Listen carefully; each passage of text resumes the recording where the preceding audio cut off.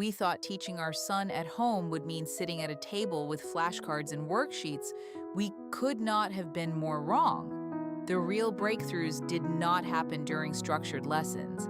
They happened on the living room floor, surrounded by toys, often when we least expected it. If you are a parent of an autistic child and you have ever felt like you are failing at teaching your kid, we want you to hear this. You are probably already doing the most effective teaching without even realizing it. Because for autistic children, play is not a break from learning. Play is the learning. Before we dive into what actually worked for us, please take a second to subscribe to our channel. We share real strategies from our journey raising an autistic son, and we would love to have you as part of this community. We set 3 clear targets when we started teaching our son at home. Not academic goals, not milestones from a checklist.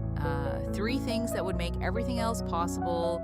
The first was joint attention, the second was emotional regulation, the third was following a sequence.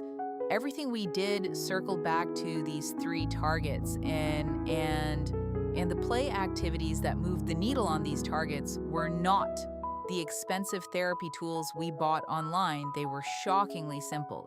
Let us start with target 1, joint attention. This is the ability to share a moment with another person, to look at something and then look back at you to communicate. For many autistic children, this does not come naturally. Our son would play next to us, but not with us. The activity that changed this was bubbles. Sounds too simple, right? But here is exactly how we use them. We would blow a single bubble and then immediately put the lid back on the bottle. Our son would watch the bubble pop and then look at us, waiting for another one. That look was joint attention. We captured it by pausing, holding the bubble wand near our eye, and waiting. When he made eye contact, we smiled and blew another bubble.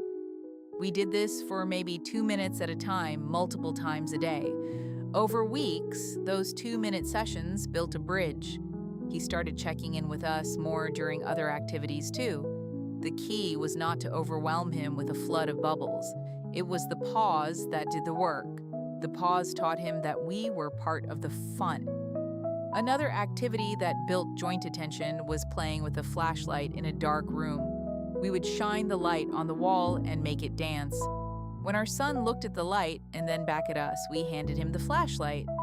Letting him control the light turned the activity into a back and forth conversation without any words. If you try this, start with just 5 seconds of your turn and then hand it over. The exchange itself is the goal, not how long you keep the light.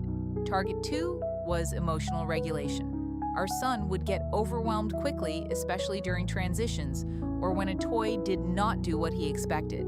The play activity that made the biggest difference here was heavy work through obstacle courses. Heavy work means any activity that pushes or pulls against the body, like crawling, pushing a laundry basket, or carrying weighted objects.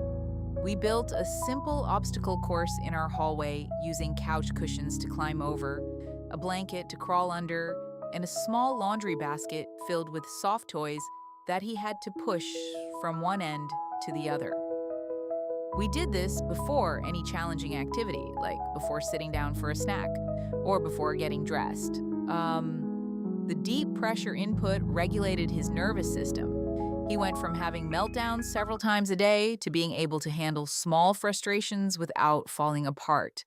One specific example, when he could not get a puzzle piece to fit, instead of screaming, he took a deep breath and tried again. That was huge for us. We also used sensory bins filled with dry rice or beans. We hid small toys inside and gave him scoops and cups. The goal was not the hiding and finding.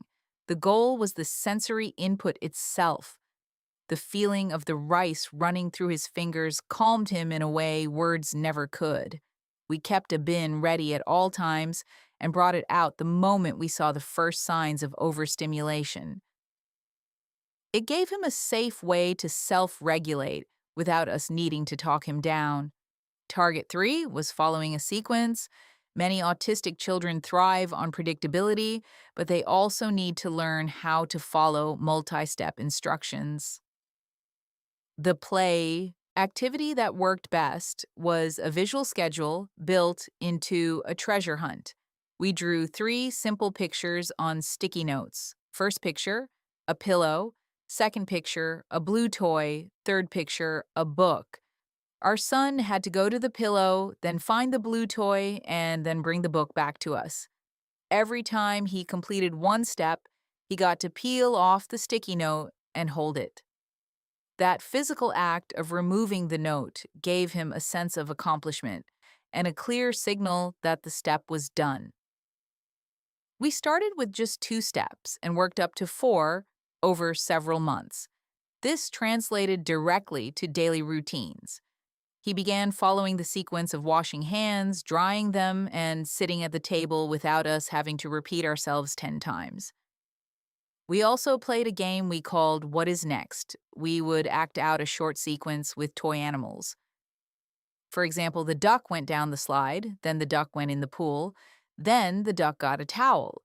Then we would stop and ask our son to show us what came next. At first, he had no idea. So we kept the sequences extremely short, only 2 steps. Once he could consistently show us the second step, we added a third. This taught him to anticipate what comes after. And anticipation is the foundation of following instructions. If you take nothing else from this video, remember this. You do not need a curriculum. You do not need special tools. You need bubbles, a flashlight, some couch cushions, a bin of rice, and sticky notes. And you need to follow your child's lead. Meet them where they are. If they are stimming, join them. If they are lining up cars, sit beside them and hand them the next car. Connection before instruction every single time. Thank you for watching. If this video helped you, please subscribe to our channel. We release new videos every week, sharing what we learn on this journey. You are not alone, and you are doing better than you think.